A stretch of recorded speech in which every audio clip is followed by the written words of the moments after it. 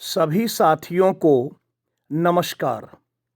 मित्रों, लोकसभा अथवा विधानसभा निर्वाचन के प्रशिक्षण के क्रम में संस्कृतानुराग प्रस्तुत करते हैं मॉक पोल का प्रमाण पत्र, अर्थात बनावटी मतदान का प्रमाण पत्र आप कैसे तैयार करेंगे। मॉक पोल को ही कहते हैं बनावटी मतदान। Mock poll certificate. साथियों, आप सबों को पता है कि नियमित मतदान प्रारंभ करने के पहले हमें 50 मॉक पोल कराना होता है। तो पिछले वीडियो में मैंने आपको मॉक पोल के बारे में संपूर्ण जानकारी दिया था। अब मैं आपको बता रहा हूं कि मॉक पोल की प्रक्रिया संपन्न होने के बाद उसका प्रमाण पत्र अर्थात मॉक पोल सर्टिफिकेट या दिखावटी मतदान का प्रमाण पत्र कैसे तैयार करेंगे।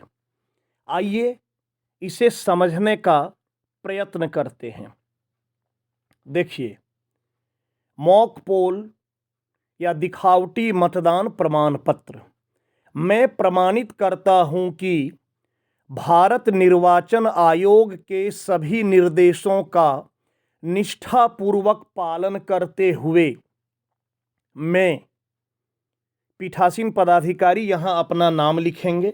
यहाँ मैं लिखा हूँ सुजीत कुमार राय, पीठासीन पदाधिकारी, मतदान केंद्र क्रमांक। आपको जो मतदान केंद्र आवंटित किया जाएगा उसका क्रमांक लिखेंगे। यहाँ मैं लिखा हूँ 131। फिर रिक्त स्थान है, यहाँ लिखना है लोकसभा क्षेत्र का नाम, तो मैं लिखा हूँ गोड्डा। विधानसभा निर्वाचन क्षेत्र देवघर ने आज दिनांक, क्योंकि आगामी लोकसभा चुनाव गोड्डा का 1 जून को संपन्न होने वाला है, तो मैं यहाँ तिथि में 1 जून दर्शाया हूँ, 1/6/2024। और मॉक पोल के प्रारंभ करने का समय होता है नियमित मतदान के 1.5 घंटा पूर्व अर्थात 90 मिनट पहले।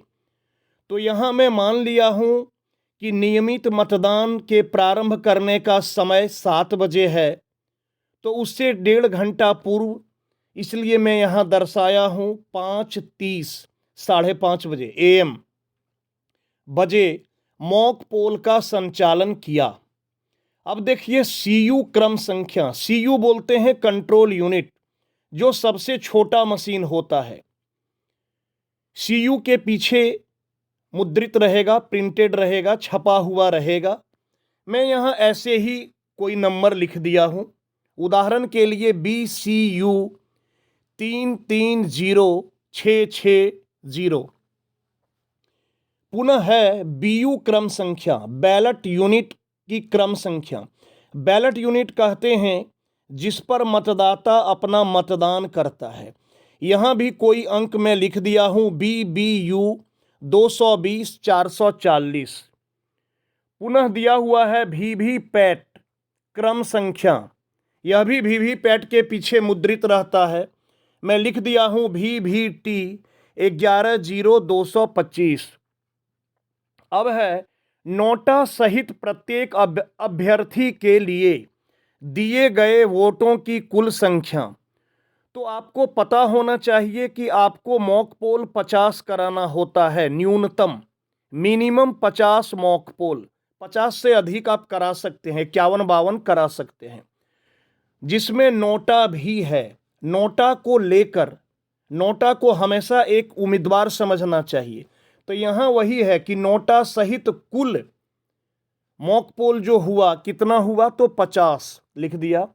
यह सुनिश्चित किया गया था कि सब सही अभ्यर्थी नोटा का बटन दबाए जाने पर एलईडी जल रही थी। सही अभ्यर्थी नहीं, यहां हो जाएगा सभी अभ्यर्थी। ये गलत प्रिंट हुआ है कि सभी अभ्यर्थी का जब मॉक पोल हुआ और नोटा का भी, तो एलईडी जल रही थी तथा बटन दबाए जाने पर बीप की आवाज भी अच्छी तरह सुनाई दे रही थी। जब आप मतदान करते हैं, बैलेट यूनिट में बटन दबाते हैं तो बीप सुनाई पड़ती है। मॉक पोल के दौरान दिए गए वोटों का अभ्यर्थीवार विवरण एवं परिणाम निम्नानुसार है। मॉक पोल जो आप कराते हैं, तो मॉक पोल कराने के समय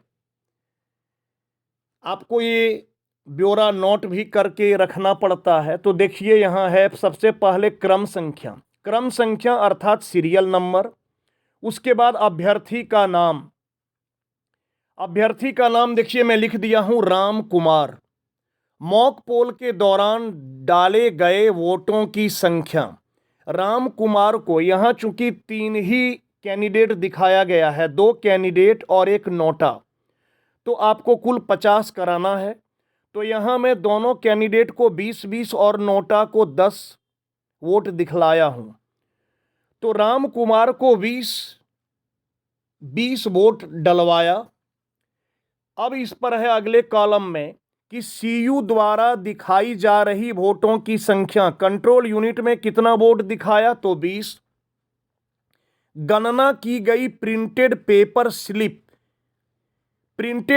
स्लिप जो वीवीपैट के ड्रॉप बॉक्स से आप निकालेंगे, तो जब आपने 20 मतदान कराया तो 20 स्लिप भी निकलेगा।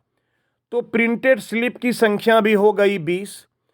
और अगले कॉलम में है डाले गए वोट दिखाया गया परिणाम, प्रिंटेड पेपर स्लिप वीवीपैट प्रयुक्त हुआ हो कि दूसरी की गिनती एक दूसरे से मेल खाती है, हाँ या नहीं। आपने जो वोट डलवाया और जो पेपर निकला वीवीपैट के ड्रॉप बॉक्स से, तो पर्ची और वोट क्या ये मेल खा रहा है या नहीं, तो यहां लिखेंगे हाँ। अब देखिए दूसरा कैंडिडेट नाम है लक्ष्मण कुमार, इसको भी 20 वोट डलवाया। वोटों की गिनती कंट्रोल यूनिट में इसका भी 20 दिखलाया।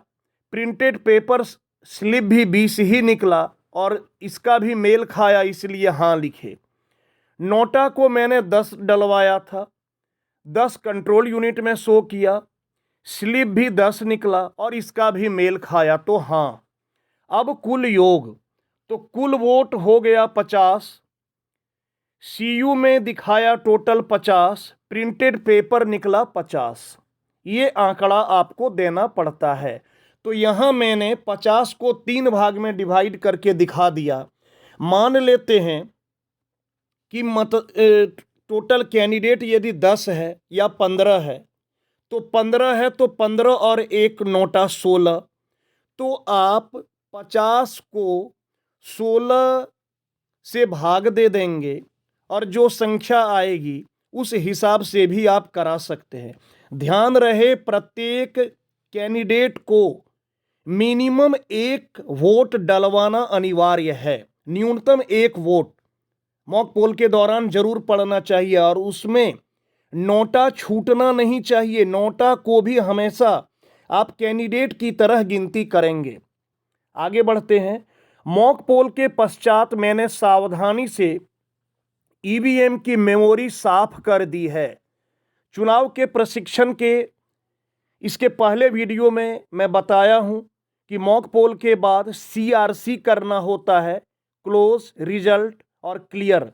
तो यहां क्लियर की बात बता रहा है कि मॉक पोल के पश्चात मैंने सावधानी से ईवीएम की मेमोरी साफ कर दी है तथा वीवीपैट के पेपर स्लिप भी हटा लिए हैं, क्योंकि मॉक पोल के बाद वीवीपैट से स्लिप निकाल लेना होता है ड्रॉप बॉक्स से, और टोटल बटन दबाकर तथा टोटल के उत्तर में 0 देखकर जब आप क्लियर कर दिए, सारा वोट मिट गया, तो सारा मिट जाने के बाद जब आप टोटल बटन दबाएंगे तो वोट दिखाएगा 0, शून्य। तो शून्य देखकर यह भी सुनिश्चित किया है कि मेमोरी पूरी तरह से साफ हो गई है। कहने का मतलब ये है कि आपने जो मॉक पोल कराया 50 वोट के लिए, वो 50 वोट समाप्त आप कर चुके हैं, वो मिट गया है, वो कंट्रोल यूनिट के मेमोरी से साफ हो चुका है। मॉक पोल के समय निम्नांकित अभ्यर्थियों के अभिकर्ता जिनके नाम अधोलिखित हैं उपस्थित थे। अभिकर्ता अर्थात एजेंट, कैंडिडेट के एजेंट उपस्थित थे, मैंने उनके हस्ताक्षर ले लिए हैं। छठा कॉलम में देखिए, कह रहा है कि वास्तविक मतदान की शुरुआत में सीयू में दिखाया गया मतदान का दिनांक व समय। आप जब मॉक पोल के बाद मशीन को ऑफ कर देते हैं, मशीन को सील करते हैं और सील करने के बाद वास्तविक मतदान के लिए मशीन को ऑन करते हैं, तो वास्तविक मतदान के लिए मशीन को ऑन करने का समय जो होता है वह वही समय होता है जो चुनाव आयोग के द्वारा वास्तविक मतदान का समय होता है। यहाँ मैं मान लिया हूँ कि वास्तविक मतदान का समय है 7 बजे सुबह, क्योंकि मॉक पोल मैंने 5:30 बजे प्रारंभ किया था, 1.5 घंटा पहले। और यह भी मान लिया हूँ कि हमारे चुनाव की तिथि है 1 जून। तो देखिए यहाँ दिनांक मैंने दर्शाया 1 जून 2024 और समय दर्शाया 7 AM। अब देखिए क्रम संख्या, यह अभिकर्ता का विवरणी है, अभिकर्ता का डिटेल। मतदान अभिकर्ता का नाम, मान लिए एक एजेंट का नाम है भरत कुमार। दल का नाम, वह किस पार्टी का है एजेंट, तो मैंने लिख दिया बीजेपी। अभ्यर्थी का नाम, वह किस कैंडिडेट का एजेंट है, तो अभ्यर्थी मान लिए है मोहन कुमार। और मतदान अभिकर्ता का हस्ताक्षर लास्ट में। दूसरा एजेंट है शत्रुघ्न कुमार, यह कांग्रेस का एजेंट है, तो कांग्रेस। और अभ्यर्थी है लता कुमारी, तो यहां साइन किया मतदान अभिकर्ता का। वैसे यहां मैं कुछ भी दर्शा दिया हूं, हालांकि यहां शत्रुघ्न कुमार का ही साइन होना चाहिए, तो आप यहां जो एजेंट रहेगा उसी का साइन दिखाएंगे। यहां है कुश कुमार, तो कुश कुमार अभिकर्ता है और वह निर्दलीय का है। निर्दलीय जो कैंडिडेट है उनका नाम है उदय शंकर सिंह, तो यहां कुश कुमार का साइन होना चाहिए। तो यह आपका मॉक पोल सर्टिफिकेट है, इस प्रकार से आप करेंगे। वैसे यहाँ मतदान अभिकर्ता के हस्ताक्षर में मैं कुछ भी दर्शा दिया हूँ, इससे मतलब नहीं है, यह आपको सिर्फ समझने के लिए है। तो आप जो एजेंट रहेगा उसका यहाँ हस्ताक्षर लेंगे। अब है कि मॉक पोल के लिए निर्धारित समय में कोई भी मतदान अभिकर्ता उपस्थित नहीं था। यदि मॉक पोल कराने के समय कोई भी एजेंट नहीं आता है, उस परिस्थिति में आप सेक्टर मजिस्ट्रेट की उपस्थिति में अपनी टीम की सहायता से मॉक पोल कराते हैं, तो इसकी नौबत ज़्यादातर नहीं आती है, इसलिए मैं इसको काट दिया हूं। और मैं यदि ये भरेंगे तो ऊपर वाले में आपको यहाँ नहीं दर्शाना होगा, इसलिए अथवा करके दिया है। तो इस प्रकार से आप मॉक पोल सर्टिफिकेट तैयार करेंगे और अंत में पीठासीन अधिकारी का नाम एवं हस्ताक्षर, मतदान केंद्र क्रमांक 131, मतदान केंद्र का नाम मध्य विद्यालय बाघमारी। कोई ज़रूरी नहीं है कि मध्य विद्यालय बाघमारी ही, जहां आपकी ड्यूटी लगेगी, जो मतदान केंद्र होगा, आप उस मतदान केंद्र का नाम लिखेंगे और उस मतदान केंद्र की क्रम संख्या लिखेंगे। तो साथियों, ये था कि आप मॉक पोल का प्रमाण पत्र कैसे भरेंगे, उसकी जानकारी मैंने आपको इस वीडियो के माध्यम से दिया। अगले वीडियो में मैं आपको समझाने का प्रयत्न करूंगा कि पीठासीन पदाधिकारी की डायरी कैसे तैयार किया जाता है, प्रेजाइडिंग ऑफिसर्स डायरी। तो साथियों, मैं उम्मीद करता हूं आपको अच्छी तरह से समझ में आया होगा। यदि आपको समझ में आया होगा तो आप मेरे इस वीडियो को लाइक करेंगे, आप इसे सब्सक्राइब भी कर लें एवं अपने साथियों के पास आप इसे शेयर जरूर करें ताकि अधिक से अधिक साथियों को इसका लाभ मिले। तो आप सबों को मेरी ओर से बहुत बहुत धन्यवाद।